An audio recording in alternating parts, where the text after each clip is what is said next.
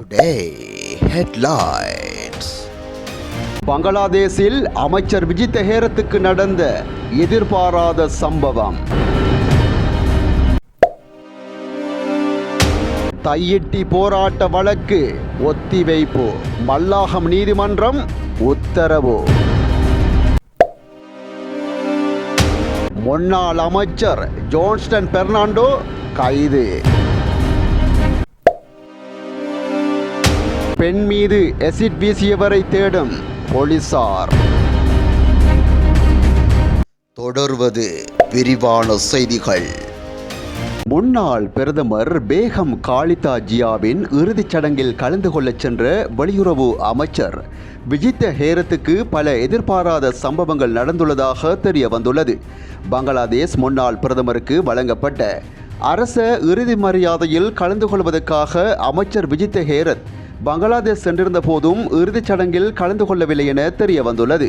அமைச்சரை ஏற்றிச் சென்ற விமானம் 31ஆம் தேதி காலை 9:20 மணிக்கு பண்டாரநாயக்க சர்வதேச விமான நிலையத்திலிருந்து புறப்பட்டு மதியம் 1 மணிக்கு டாக்காவில் தரையிறங்கியது. பிற்பகல் 2 மணிக்கு ஆரம்பிக்க திட்டமிடப்பட்டிருந்த இறுதிச் சடங்குக்கு செல்ல அவருக்கு சுமார் 1 மணி நேரம் மீதமிருந்துள்ளது.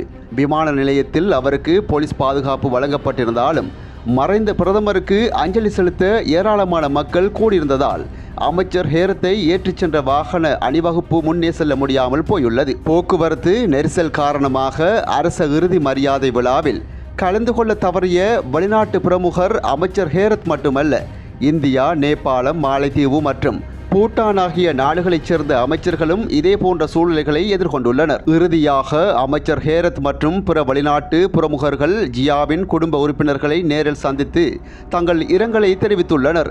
பங்களாதேஷ் அரசாங்கத்தின் தலைமை ஆலோசகரான பேராசிரியர் முகமது யூனுஸையும் அமைச்சர் சந்தித்துள்ளார். பின்னர் மறைந்த பிரதமரின் மகனும் பங்களாதேஷ் தேசியவாத கட்சியின் தலைவருமான தாரிக் ரஹ்மானையும் சந்தித்துள்ளார்.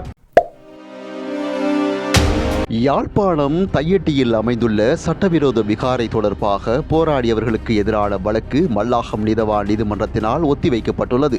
குறித்த வழக்கு விசாரணை இன்று மல்லாகம் நீதவான் நீதிமன்றத்தில் எடுத்துக்கொள்ளப்பட்ட போதே வழக்கினை ஒத்திவைத்து நீதவான் உத்தரவு பிறப்பித்துள்ளார்.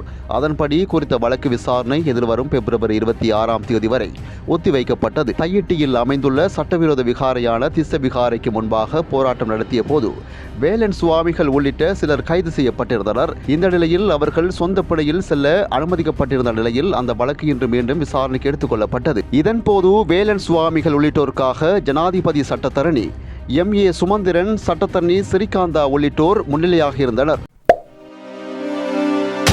முன்னாள் அமைச்சர் ஜோன்ஸ்டன் பெர்னாண்டோ நிதி குற்ற விசாரணை பிரிவினால் கைது செய்யப்பட்டுள்ளார். அவர் இன்று குற்ற விசாரணை பிரிவில் முன்னிலையாக இருந்த நிலையில் கைது செய்யப்பட்டதாக தெரிவிக்கப்படுகிறது. சத்தோச நிறுவனத்துக்கு சொந்தமான லொரி ஒன்றை தவறாக பயன்படுத்தி அரசாங்கத்துக்கு நிதி இழப்பை ஏற்படுத்தியதாக கூறப்படும் சம்பவம் தொடர்பான விசாரணைக்காக அவர் நிதி குற்ற விசாரணை பிரிவுக்கு இன்று அழைக்கப்பட்ட நிலையில் கைது செய்யப்பட்டதாக கூறப்படுகிறது. குருநாகலில் மாவத்தகம போலீஸ் பிரிவுக்குட்பட்ட பிரதேசத்தின் பெண் ஒருவர் மீது எசிட் வீச்சு தாக்குதல் மேற்கொண்ட சம்பவம் தொடர்பில் போலீசாரால் தேடப்பட்டு சந்தேக நபரை கைது செய்வதற்கு மாவத்தகம போலீசார் பொதுமக்களின் உதவியை கோரியுள்ளனர். சந்தேக நபர் பிரதேசத்தை விட்டு தப்பிச் சென்று தலைமறைவாக உள்ளதால் பொதுமக்களிடம் உதவி கோரி அவரின் புகைப்படங்களை போலீசார் தற்போது வெளியிட்டுள்ளனர். இந்த புகைப்படத்தில் உள்ள சந்தேக நபர் தொடர்பில் ஏதேனும் தகவல்கள் கிடைத்தால் மாவத்தகம போலீஸ் நிலையத்தின் 07591-258 அல்லது 03722992222 என்ற தொலைபேசி இலக்கத்துக்கு தொடர்பு கொள்ளுமாறு போலீசார் பொதுமக்களிடம் கேட்டுள்ளனர்.